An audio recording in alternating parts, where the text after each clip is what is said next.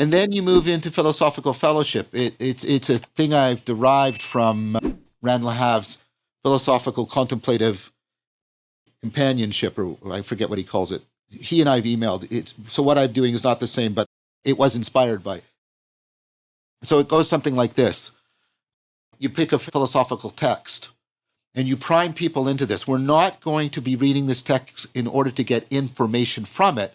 We're going to be reading this text in order to be transformed by it. We're going to use this text as a way of trying to presence a sage. It's almost like a secular seance, right? You're going to presence a sage so that, remember we talked about earlier, internalizing the sage.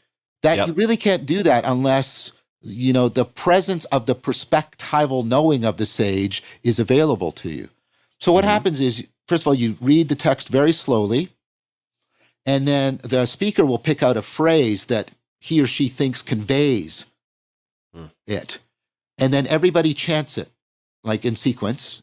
And they chant it, and they're trying to convey as much and also resonate with what they're sensing other people are conveying. So it's like jazz, and you do this. And then you move into simple speech. Everybody is allowed to say no more than 3 sentences about what is being provoked, invoked, and evoked in their interaction with the text. And they have to try it. And the task is, I want you to convey as much as you possibly can in as few words as possible. And so everybody does this. But you can't just do it atomically.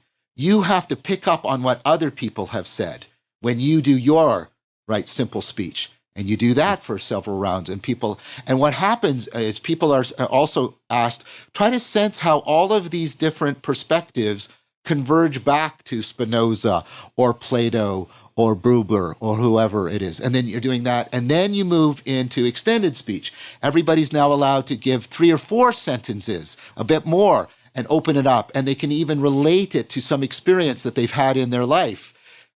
And you can see and then you move into free speech where people just talk about it. And what happens is people get a sense of the text coming alive and Spinoza being present or Buber being present, obviously not literally, but in this sense of there's something about the intersection in the we space that gives them a sense of what was the mind that generated or is the origin of all of this. And you're sort of, and you resonate with it and you pick it up and it gives you an opportunity to internalize the sage.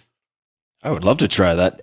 Have any of those experiences been so memorable that to this day you remember a specific phrase from a text that helped to catalyze just an extraordinary experience? Are there any that you've seen really light things on fire in an interesting way?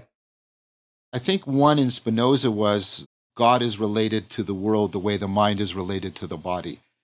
Ooh. Can you say that one more time? I'll have to marinate with that one. God is related to the world in the same way the mind is related to the body. I forget where that's from. I think it might have been from the Emendation of the Intellect. I'm not sure.